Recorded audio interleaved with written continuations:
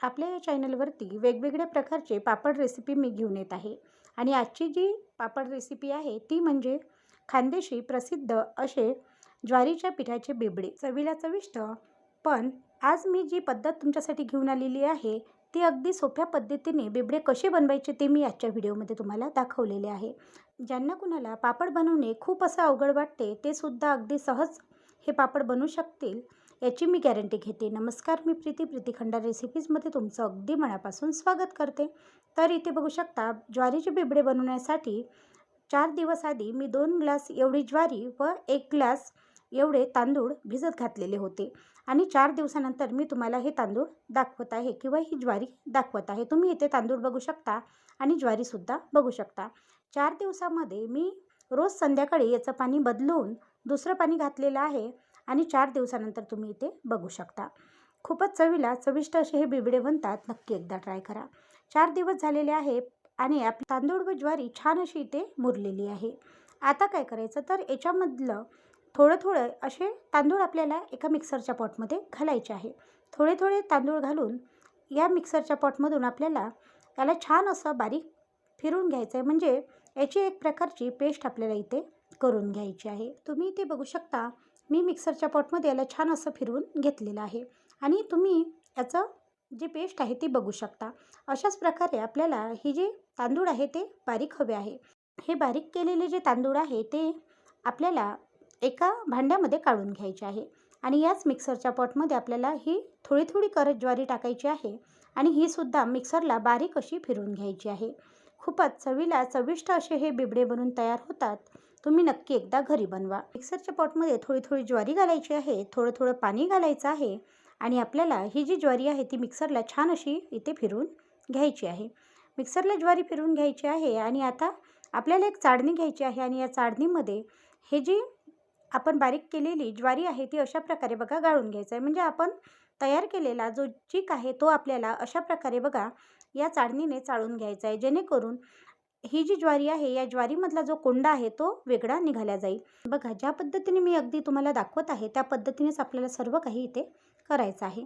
बघू शकता, मस्त असा जो कोंडा आहे तो वेगळा निघालेला आहे. म्हणजे फक्त याच्यामध्ये बारीक अशी ज्वारीची जे चीक आहे तोच राहणार आहे आणि जो कोंडा आहे तो मात्र वेगळा निघणार आहे. तुम्ही इथे बघू शकता. आता आपल्याला काय करायचं आहे, तर याच्यामध्ये थोडं पाणी घालत आणखी आपल्याला हा जो कोंडा आहे तो धुवून घ्यायचा आहे. म्हणजे अशा प्रकारे टाकायचा आणि असा हाताने फिरवायचं आणि थोडं पाणी घालत आपल्याला पूर्णतः याच्यातला चीक हा वेगळा करून घ्यायचा आहे.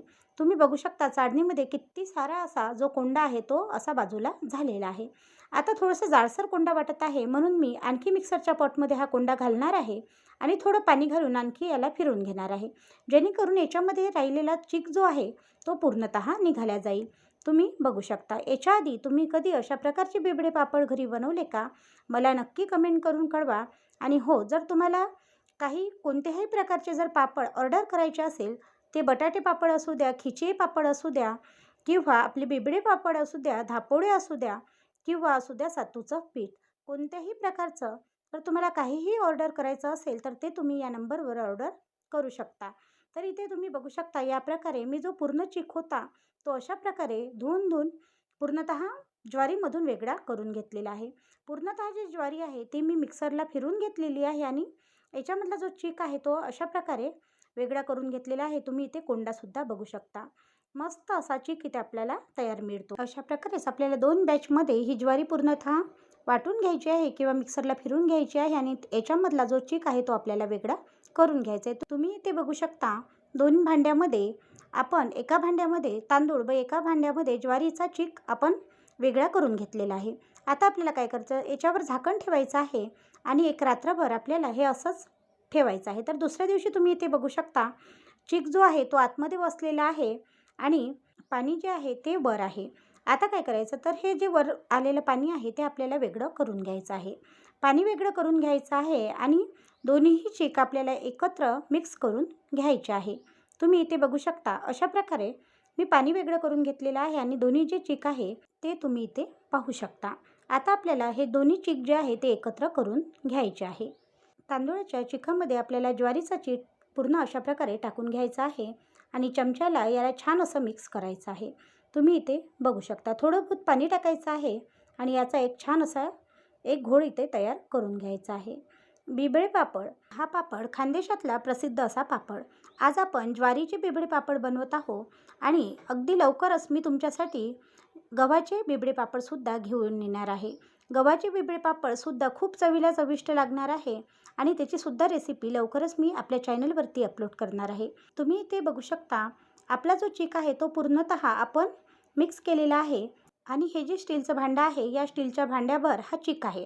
म्हणून आपल्याला या स्टीलच्या भांड्याने बरोबर 4 स्टीलचे भांडे एवढं पाणी घ्यायचं आहे. तर आता मी काय केलं, अंगणामध्ये एक चूल मांडलेली आहे आणि चुलीवर हा जलमरचा जो मोठा गंज असतो तो ठेवलेला आहे आणि याच गंजाने मी याच्यामध्ये 4 गंज एवढं पाणी घालून घेणार आहे. 4 गंज एवढं पाणी घालणार आहे आणि एक गंज एक्स्ट्रा पाणी घालून त्याच्यामधलं गरम केलेलं पाणी आपल्याला काढून घ्यायचं आहे. पाणी छान असं गरम होईपर्यंत आपण बिबळे पापडमध्ये लागणारा मसाला घेऊन घेऊया. त्याच्यासाठी बघा इथे 3 चम्मच एवढं मीठ मी घेतलेलं आहे. 3 चम्मच एवढं मीठ घ्यायचं आहे. 1 चम्मच एवढं जिरं आपल्याला इथे घ्यायचं आहे. 2 चम्मच एवढी सोप आपल्याला याच्यामध्ये घ्यायची आहे. तसंच 2 चम्मच एवढे इथे आपल्याला तीळ घ्यायचे आहे आणि 1 चम्मच एवढं आपल्याला इथे तिखट लागणार आहे. बस आपल्याला एवढेच मसाले या बिबळे पापडसाठी हवे आहे. चुलीवरती छान असं पाणीसुद्धा आपलं गरम झालेलं आहे. तर चला जाऊया आपण आपल्या अंगणामध्ये बिबळे पापड बनवण्यासाठी. तर इथे बघू शकता गंजामध्ये पाणी मी गरम करायला ठेवलेलं आहे आणि जाळ बघू शकता छान असा जाळ मी लावून घेतलेला आहे. आता पाणीसुद्धा बघू शकता इथे छान असं गरम झालेलं आहे. आता गरम झालेलं जे पाणी आहे ते आपल्याला एक जे आपण भांडं घेतलेलं होतं त्या भांड्यावर काढून घ्यायचं. कारण जेव्हा आपल्याला बिबळे पापड बनवताना जर पाणी लागलं तर ते पाणी आपल्याला गरम असं हवं आहे. थंड पाणी याच्यामध्ये आपल्याला वापरायचं नाही, म्हणून आपण हे पाणी वेगळं असं काढून घेतलेलं आहे. पाणी छान असं गरम झालेलं आहे. आता जे मसाले आहे ते या पाण्यामध्ये आपल्याला टाकायचं आहे. एक जे बेलणं असतं ते बेलणं आपल्याला इथे घ्यायचं आहे आणि बेलण्याने हा जो मसाला आहे तो पूर्णतः आपल्याला मिक्स करायचा आहे. आता जो आपण चीक केलेला आहे तो चीक आपल्याला अशा प्रकारे टाकायचा आहे. तर चीक टाकण्यासाठी आपल्याला आपल्या घरातील एखाद्या व्यक्तीची गरज इथे लागणार आहे. तर माझ्या घरी माझी मुलगी जी आहे ती अशा प्रकारे चीक या पाण्यामध्ये सोडत आहे आणि मी या एका बेलण्याने हा चीक असा छान असा मिक्स करून घेत आहे. अगदी बारीक धारीने आपल्याला हा चीक या पाण्यामध्ये टाकायचा आहे. जर आपण जाड धार याच्यामध्ये सोडली किंवा जर आपण भरपूर असा चीक जर याच्यामध्ये टाकला तर काय होतं की हा जो चीक आहे याचे गोळे धरण्याची शक्यता असते. म्हणून आपल्याला इथे एकदम कमी धारीमध्येच आपल्याला हा चीक जो आहे तो याच्यामध्ये टाकायचा आहे. चीक पूर्णतः टाकून घ्यायचा आहे आणि या बेलण्यानेच आपल्याला अशा प्रकारे बघा मिक्स करत राहायचं आहे. जोपर्यंत हा जो चीक आहे किंवा हे जे बिबळे पापडाचं जे सारण आहे ते घट्ट येत नाही तोपर्यंत आपल्याला अशा प्रकारेच बघा फिरवायचं आहे.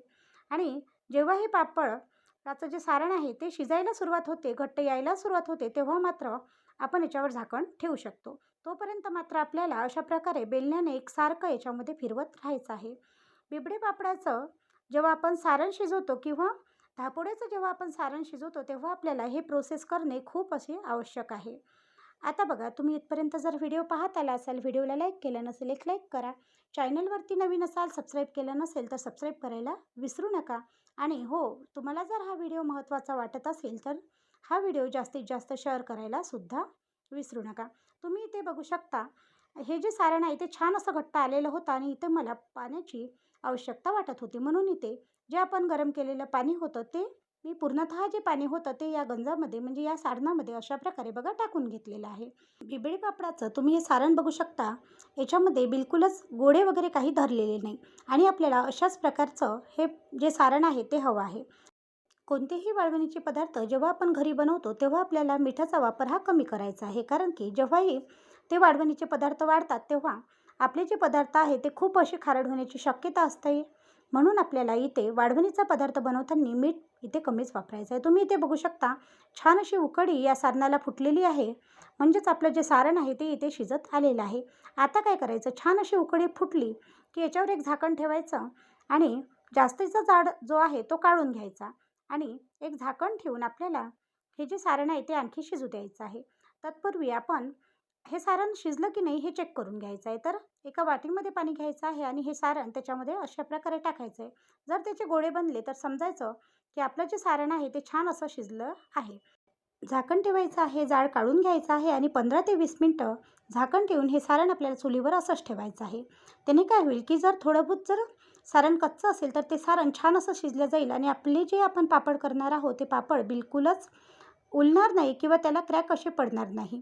आणि हे सारण शिजल्यानंतर आपल्याला फॅनमध्ये सर्वात आधी छान असं थंड करून घ्यायचं आहे. कारण की आज आपण जे पापड बनवत आहोत ते बनवणार आहोत पॉलिथिनवर आणि पॉलिथिनवर पापड बनवायचे आहे म्हणून आपल्याला थंड करून घेणे खूप असं आवश्यक आहे. आता इकडे बघू शकता अशा प्रकारे एक पॉलिथिन मी टाकून घेतलेली आहे आणि त्या पॉलिथिनवर 2-2 चम्मच आपल्याला हे सारण घालायचं आहे. 2 चम्मच सारण घालायचं आहे आणि अशा प्रकारे आपल्याला फिरवून याचा एक पापड बनवून घ्यायचा आहे.